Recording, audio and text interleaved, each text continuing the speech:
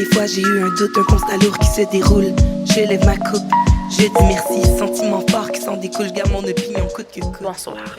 Ici Delora Brezo, en collaboration avec le Centre Jean-Paul Lemay, je vous présente La course à obstacles, une émission où on fait découvrir le parcours des entrepreneurs, directeurs et influenceurs de la communauté. Ici, la communauté fait référence à un groupe de personnes ayant comme intérêt commun l'intégration et la réussite professionnelle de ses pairs.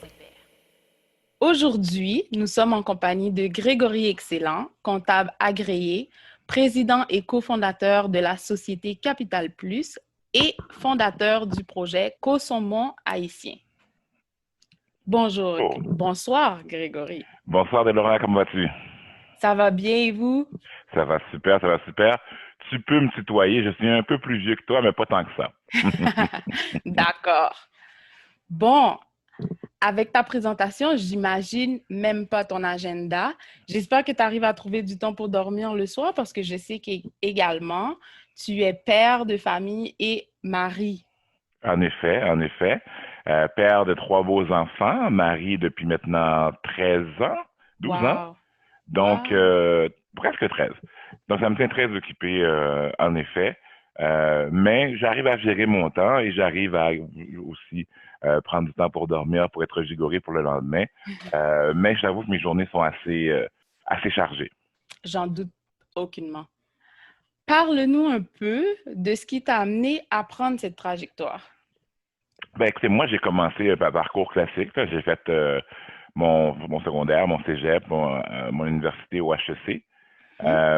Après ça, j'ai décidé de faire de la comptabilité. Donc, j'ai pris le parcours pour devenir CPA CMA à l'époque, ça s'appelait CMA, parce que les 3 ordres comptables étaient séparés dans le passé. Maintenant, les 3 sont regroupés. J'ai commencé le parcours en 2004. Ensuite de ça, j'ai obtenu ma certification CMA. Comme je vous dis, les ordres ont fusionné après. J'ai commencé à travailler pour de grandes entreprises comme Allegro, comme ABB, comme Cummins. Toutes les boîtes qui m'ont permis, je dirais, Peaufiner d'analyser, l'expérience. au fil de l'expérience, puis d'analyser justement des modèles d'affaires et des structures, euh, jusqu'à temps que je décide en 2013 que je voulais moi-même participer à cette dynamique-là qu'on appelle l'entrepreneuriat. Donc, j'ai cofondé Capital Plus en 2013. En 2016, j'ai commencé à enseigner justement lancement de l'entreprise après l'expérience que j'ai faite avec le projet Consommons haïtien, okay, qui a débuté en 2014. Et ensuite de ça, j'ai continué à enseigner et maintenant, j'ai rajouté aussi maintenant la charge de cours au Cégep Marie-Victorin. Donc, je te dirais, j'ai un parcours complet là au niveau comptabilité, au niveau finance, au niveau entrepreneuriat, où ce que moi-même j'ai travaillé et maintenant moi-même j'enseigne. C'est toute une belle trajectoire, je te dirais. Puis, on peut dire que tu es un pro dans le domaine, là. Oui, non, définitivement. Je suis très content justement c'est une passion pour moi d'aider les gens justement à lancer leur entreprise, à développer leurs projets d'affaires, à aller au-devant de leurs idées d'affaires. Souvent, on a des idées, puis on en parle, puis on les réalise pas. Donc, moi, j'aime catalyser justement les gens à lancer leur propre projet d'affaires. Mhm. Puis, par rapport au taux de placement dans le domaine, est-ce que c'est plutôt difficile ou il y a quand même un bon taux de placement? Mais le taux de placement, c'est quand même relativement un bon taux de placement. Le problème, c'est que ça dépend entièrement de l'individu. Donc, l'individu lance son plan d'affaires et après ça, c'est lui qui décide est-ce qu'il va plus loin ou est-ce qu'il va pas plus loin. OK? Je te dirais qu'à peu près 20% des gens qui font leur formation décident réellement de lancer leur entreprise après. Il y a des gens qui veulent uniquement avoir une expérience, une compréhension du domaine, c'est qu'ils prennent le cours. Mais sinon, 20% à peu près des gens qui finissent la formation se lancent en affaires après. OK? Et souvent, une bonne partie d'entre eux obtiennent du financement aussi. Donc, à ce moment-là, c'est quand même une bonne moyenne, euh, puisque c'est pas tout le monde qui veut se lancer réellement en tant que tel. Mhm. Ben, en fait, je te demanderais de nous expliquer aussi un peu c'est quoi exactement un comptable agréé, puis ensuite, si tu veux, nous dire des emplois spécifiques qu'un comptable agréé peut, juste des idées qu'un OK. comptable agréé peut occuper. OK. Dans mon cas, je suis un comptable en management accrédité. C'est un peu différent. Ce qu'un comptable en management accrédité va faire, c'est que il va travailler à l'intérieur d'une entreprise. OK? Mhm. On voit que le comptable agréé va faire de la fiscalité, il va faire des impôts, il va faire, par exemple, de la vérification. Parce que nous, ce qu'on va faire, on va plus être à l'intérieur d'une entreprise. Donc, les postes que tu vas avoir, c'est des postes d'analyste financier, des postes de contrôleur, des postes de directeur finance à l'intérieur de l'entreprise et on va aider l'entreprise justement à améliorer ses performances comptables au niveau, par exemple, de ses ratios, au niveau de ses marges de rentabilité et tout ça. Mhm. Nous, c'est ça qu'on fait. On est vraiment à l'intérieur de l'entreprise. C'est un parcours qui est similairement aussi long que les autres parcours comptables. Donc, on parle de 3 ans d'université et on Mhm. parle d'à peu près un autre 2 ans, je dirais, où ce qu'on fait ce qu'on appelle le PLS. Ben, dans mon temps, ça s'appelait comme ça. Maintenant, j'imagine que ça a changé de nom. Mhm. Où c'est 2 ans de formation là, en profondeur pour passer ensuite 2 examens de placement. D'accord. Mhm. OK. Puis par rapport à, je sais qu'au secondaire, par exemple, il y a une division qui se fait au niveau 436, 426. Est-ce Oui. que ces cours-là sont nécessaires à poursuivre dans les études au niveau de la comptabilité? Je suis pas sûr qu'il faut avoir moi j'ai le 436, Mhm. mais je suis pas sûr que les mathématiques enrichies sont nécessaires pour faire de la comptabilité. Et la comptabilité, c'est pas des mathématiques enrichies en tant que telles, c'est de la mathématique que je dirais plus logique. Donc on n'a Oui, pas ben on a nécessairement tendance à croire des fois que comptabilité, c'est vraiment juste des mathématiques. non, mais on regarde, c'est des additions simples Mhm. et en plus maintenant de plus en plus, on regarde la comptabilité. Il y a des systèmes comptables qui permettent de faire les calculs qui sont plus longs en tant que tels.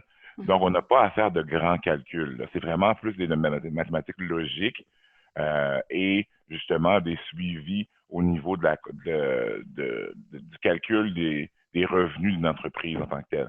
Donc, c'est pas excessivement compliqué au niveau des mathématiques. C'est Mhm. pour ça que je ne crois pas nécessairement qu'on a besoin de mathématiques enrichies pour faire ce qu'on fait. Donc, c'est pas comme, par exemple, l'actuariat ou des calculs de probabilité vraiment très poussés, comme on peut le voir dans le monde des assurances, par exemple. C'est pas Mhm. exactement ça, d'où le fait que je dis que je ne crois pas que les mathématiques enrichies sont nécessaires. D'accord. OK. Puis, toujours dans le même contexte des prérequis, est-ce que après, par exemple, un bac en comptabilité, est-ce que c'est facile de trouver un premier emploi dans le domaine? C'est pas excessivement compliqué, je dirais. Mhm. La seule affaire, c'est que l'échelle salariale va varier significativement. Donc, ce que je OK. dirais aux gens, ce serait de vous renseigner sur la profession en tant que telle, vous Mhm. renseigner sur l'échelle salariale. Il y a une étude qui est publiée à chaque année, je crois que c'est la firme Randstad qui l'a fait, ou Mhm. Accountants, qui permet de voir les salaires moyens, justement, des gens qui vont dans le monde de la comptabilité. Donc, à ce moment-là, regardez ça. Mhm. Mais les recherches, je vous dirais, comme moi, ça n'a jamais été très difficile de me trouver un emploi dans ce domaine-là. Il y a toujours des besoins à ce niveau-là. Évidemment, ça va changer. Moi, je dis souvent aux gens comme commencez par avoir dans une PME, comme ça, vous allez tout faire Oui. et vous allez pouvoir comprendre tout ce que vous avez appris finalement, puis pour après ça, aller dans une plus grande entreprise si c'est nécessaire après, là. Mais les D'accord. PME ont toujours besoin de comptables ou d'analyste financier. D'accord.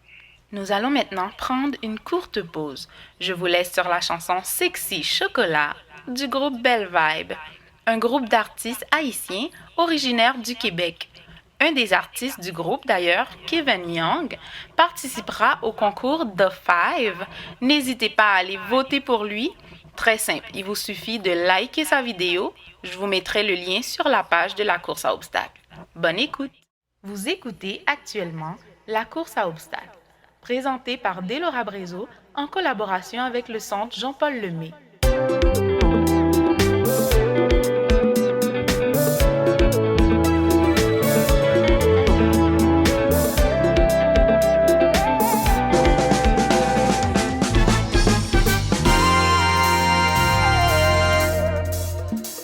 Malgré la vie a chargé problème, nous gon belle vibe. milieu pas qu'à payer, nous pas qu'à manger. Nous gon belle vibe. Dans difficulté, n'a cherché la vie. Nous gon belle vibe. Même si yo pas vle ouais, nous tout côté nous passer. Mais qui ça là? Son belle vibe n'a cherché, nous pas les problèmes. On nous met ensemble, pour qu'à faire vibe la marcher. C'est l'ilieu. Son belle vibe n'a cherché, nous pas les problèmes. Souvent c'est les problèmes, non vibe là, mettons dehors. Oui. Son belle vibe n'a cherché, nous pas les problèmes. On nous mettait ensemble pour pays, nous qu'à avancer. Son belle vibe n'a cherché, nous pas les problèmes. Souvent c'est les problèmes, non vibe là, mettons dehors. Attention.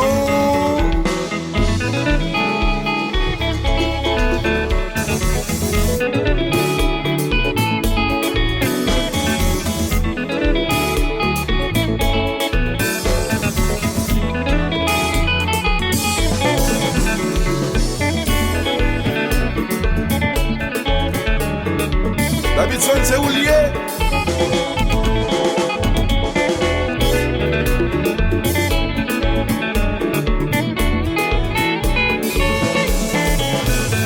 Si mesdames qui aiment habiller yo, You go belle vibe, c'est Gucci, c'est Prada, Versace. you go belle vibe, Si monsieur gars pour les gros machines yo, you go belle vibe, senti bon flonnet coûte cher.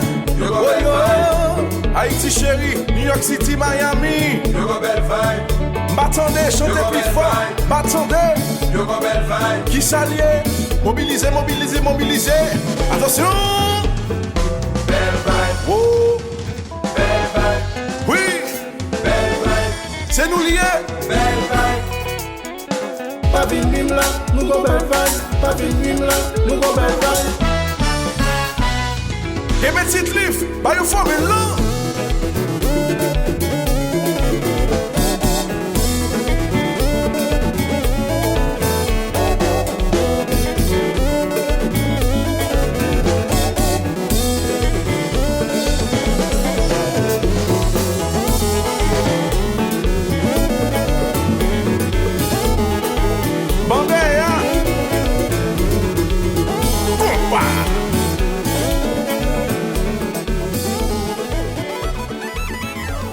Vous écoutez actuellement La course à obstacles, présentée par Delora Brezo en collaboration avec le Centre Jean-Paul Lemay.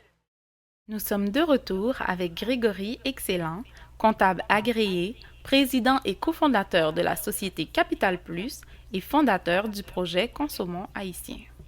Ensuite, maintenant, parlons un peu de ton projet Consommons haïtien. Oui.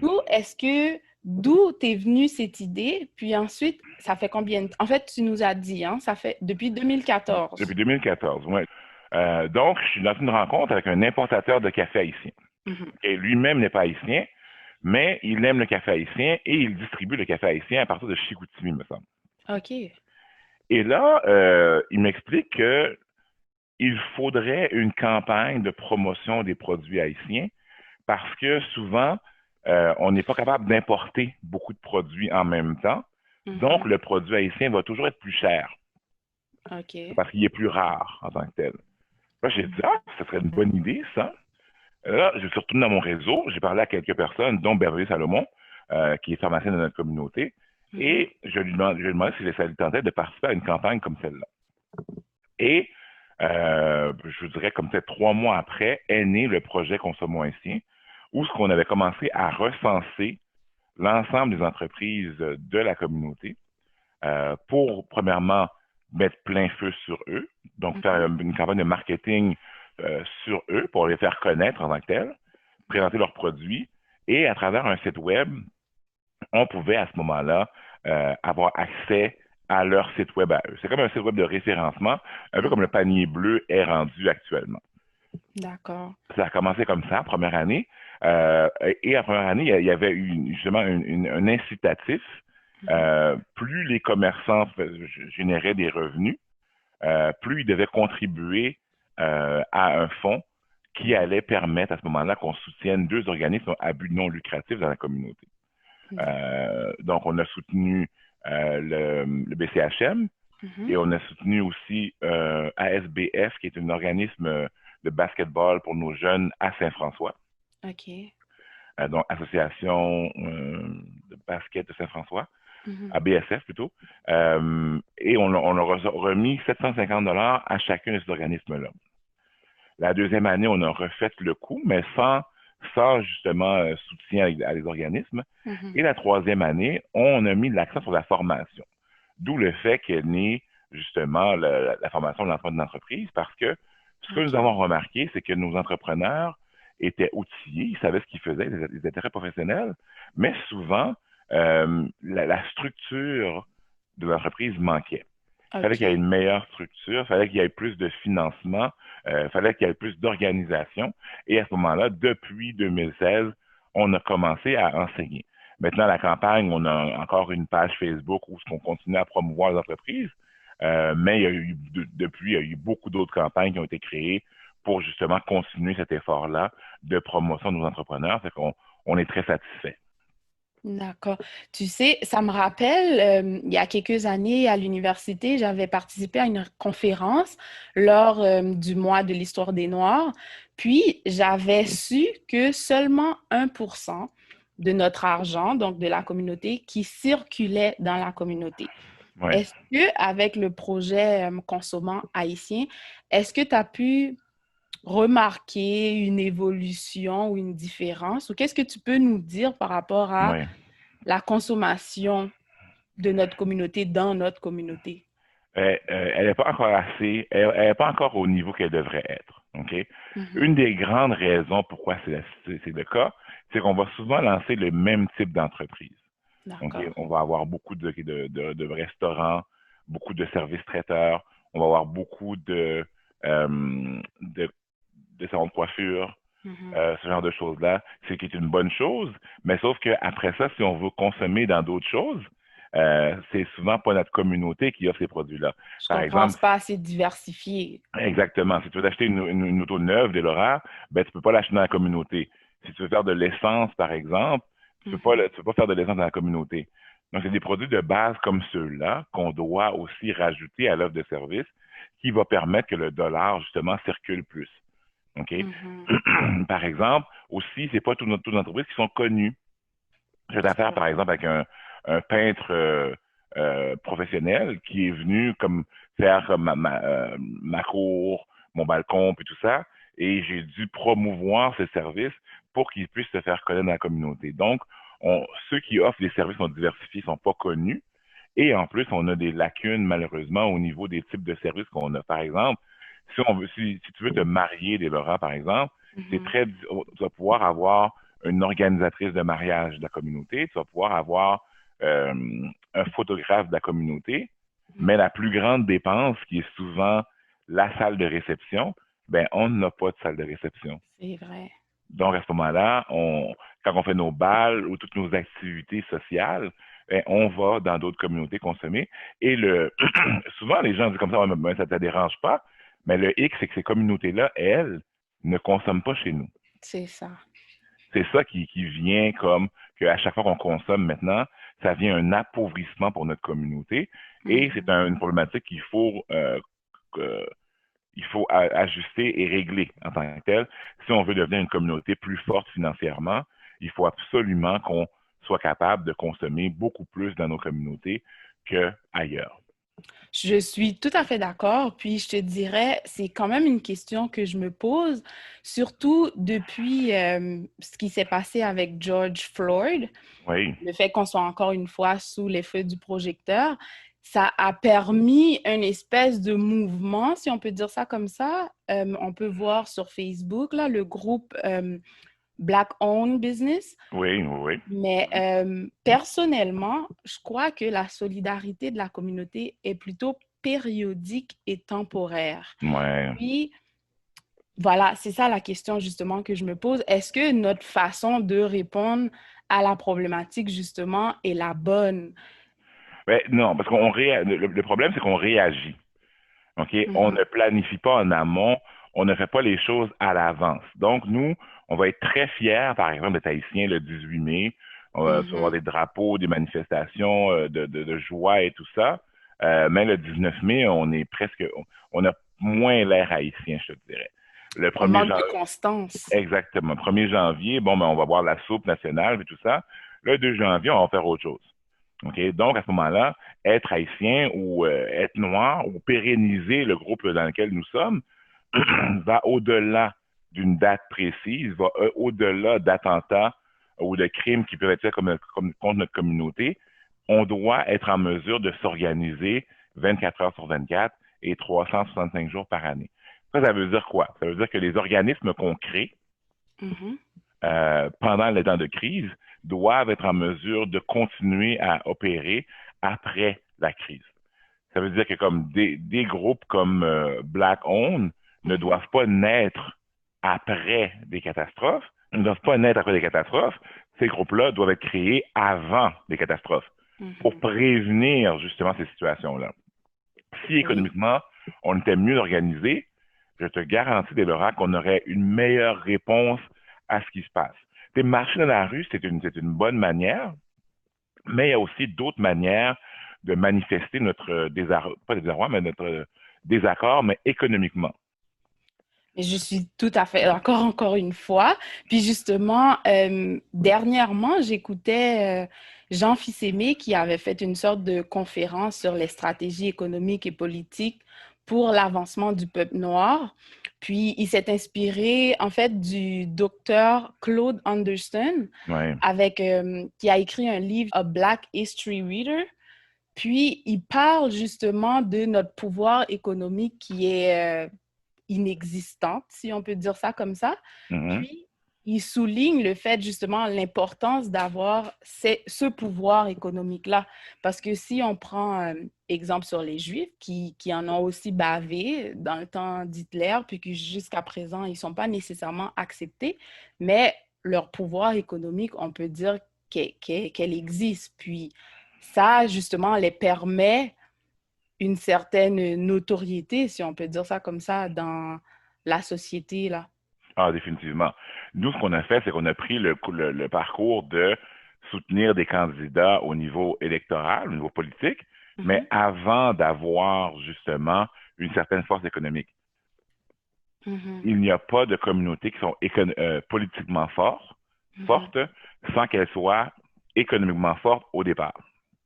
Ça veut dire que il y a un certain degré d'autosuffisance financière dans la communauté qui permet à ce moment-là qu'elle pose des actions et que la communauté d'accueil puisse comprendre et respecter ce qu'elle fait.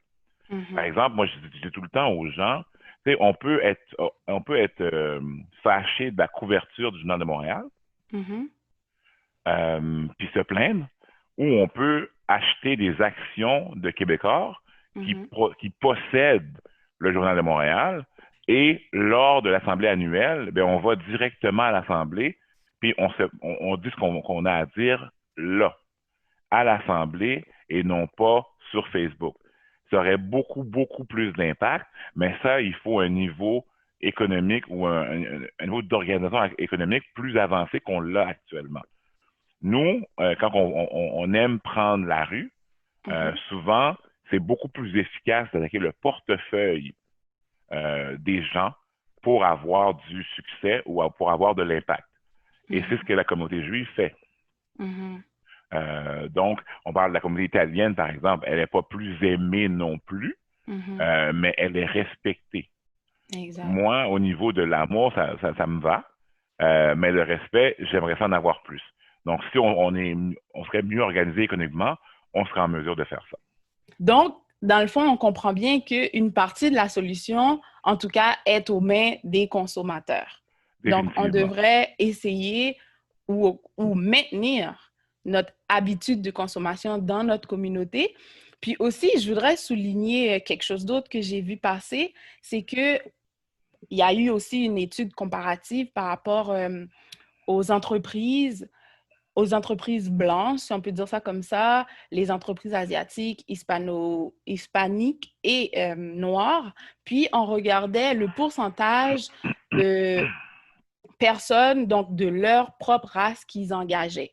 Puis, dans l'étude, on remarquait que par rapport au business noir, il y avait seulement 4% de leurs employés qui provenaient de leur propre race. Est-ce que Mhm. ça, c'est quelque chose que, en fait, je peux pas dire qu'on peut juste arranger du jour au lendemain, mais qu'est-ce qu'on peut remarquer par rapport à cette habitude-là ici au Québec? Parce que l'étude, veut pas, il était Mhm. faite aux États-Unis. C'est un peu la même chose au Québec parce que nos entreprises n'engagent pas, point.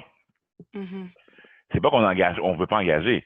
C'est que beaucoup d'entreprises, c'est le fondateur et peut-être sa conjointe qui vont travailler dans l'entreprise, mais les entreprises ne sont pas assez grandes pour engager à l'extérieur. mhm, Et une des raisons, c'est que justement, on ne soutient pas les entreprises de notre communauté comme on devrait. Par exemple, si on a une épicerie dans la communauté et les produits sont un peu plus chers que, par exemple, IGA, chez qui mhm, beaucoup plus de gens vont, ben nous, on va faire quoi? On va aller chez IGA. mhm, OK?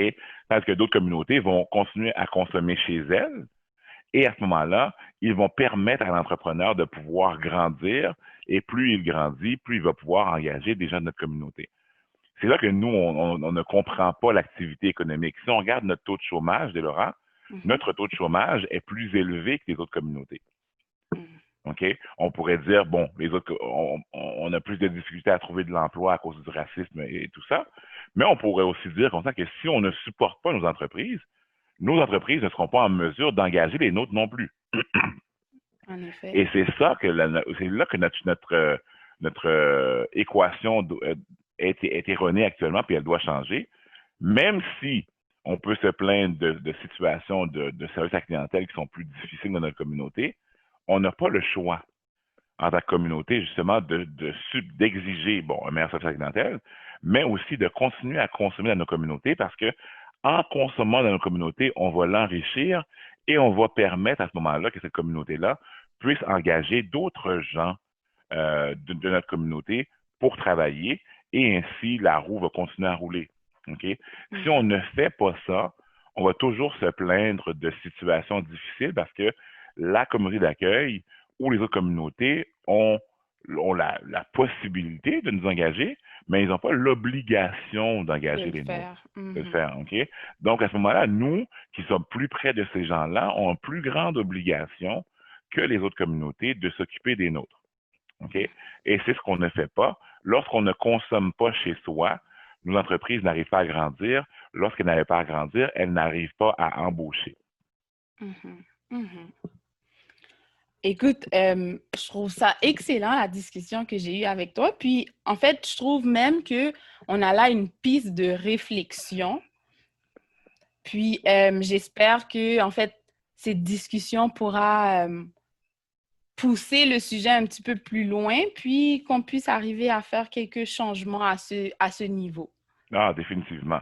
Et comme je vous dis, souvent, les réactions qu'on va avoir sont les bonnes, mais elles ne durent pas dans le temps.